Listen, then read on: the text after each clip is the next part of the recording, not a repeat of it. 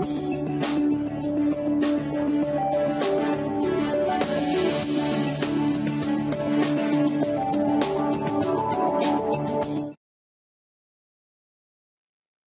back to Python Scripting for GIS Applications. This is a class at the University of Alaska Fairbanks, and it's spring semester 2013.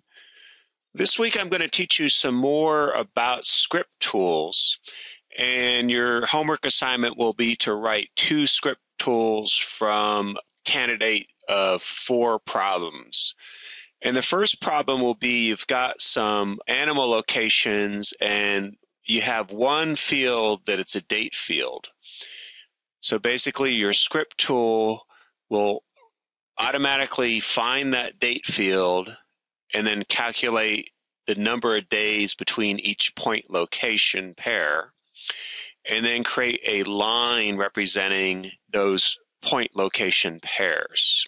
So for example, we could load our point layer of caribou locations, and then we'll output to a new feature class, and I'll call this caribou lines. So then when we run our script tool, what it will do is automatically find a date field in this input layer, use that date field to compute the number of days between each successive pair of locations, and then symbolize that as lines in your ArcMap data frame.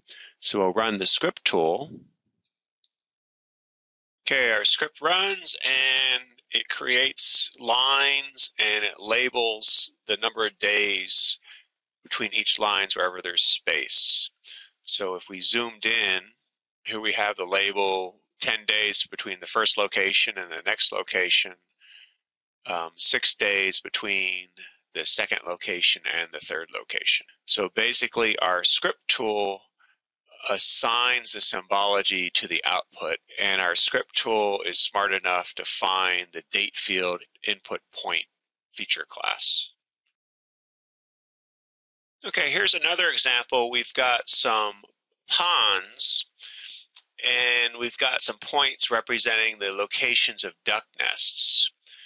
And our script tool is smart enough to list the text or short integer fields that might represent categories that we want to get for each duck nest, find the closest pond, and then report the average distance in terms of the closest pond by species, by age class. So basically this script tool uses the near geoprocessing tool, and then it uses the summary statistics geoprocessing tool. Okay, so we'll run it, and it completes in 1 second, and it creates a table, and we can look at that table.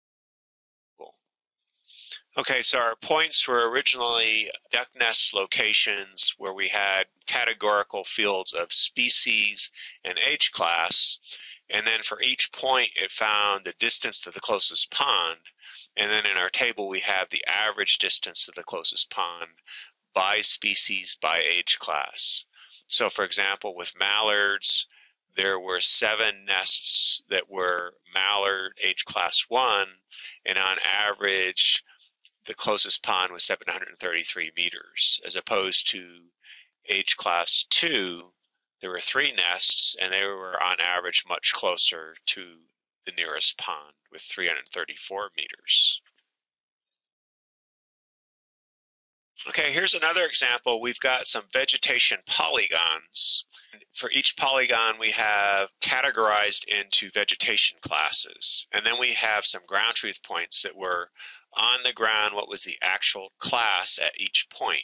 So what we want to do is compare these points with the vegetation type from the polygon. So the ground truth is the actual vegetation on the ground, and the vegetation polygon was interpreted from aerial photography.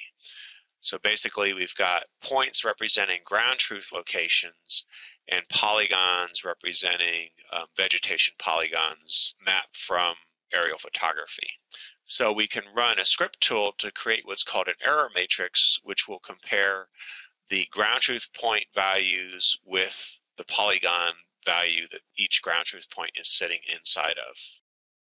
Okay, so our script tool is smart enough that once we specify the input ground truth points layer, it looks at all the fields for that points feature class, and it will allow us access only to the short integer field types. And likewise for the vegetation polygons, the class field will be a short integer, so it'll list only the short integer vegetation polygon field types. So then we can run our script. And once again, it takes 1 second to complete, and it creates an error matrix. So from our error matrix, there were 22 ground truth location points, and they were class 0.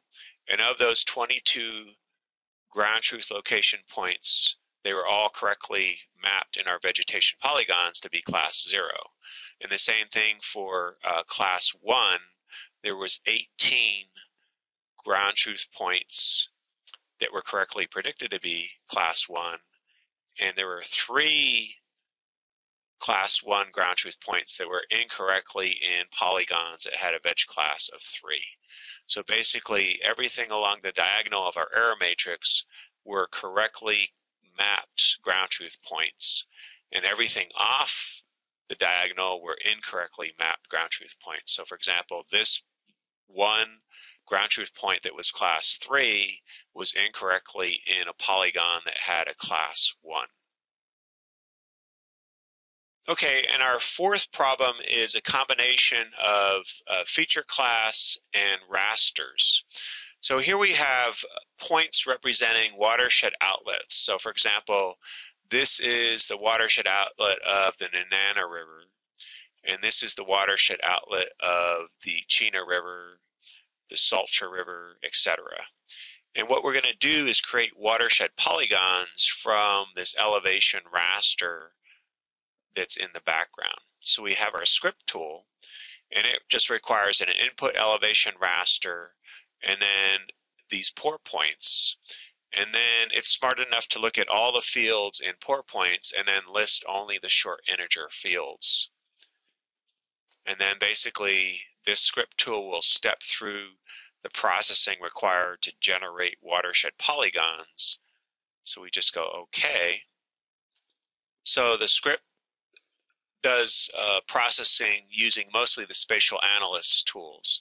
So the first thing it does is check out the spatial analyst extension, then it runs a spatial analyst fill tool, then it runs a spatial analyst flow direction, spatial analyst flow accumulation, spatial analyst snap pour point, and then spatial analyst watershed, and then it converts that watershed raster to polygons, and then it basically does a joined field, and then it applies symbology to the output. So when we're done, we have the watersheds delineated: the Nenana River watershed, the Chena River, Salcha, Good Pasture, Delta River, the Tok River, and the Nebezna River watersheds. Okay, so that's the 4 problems you're going to work on for homework this week, and basically you need to do 2 of those 4 problems. And in the next video sessions, I'll teach you more about script tools.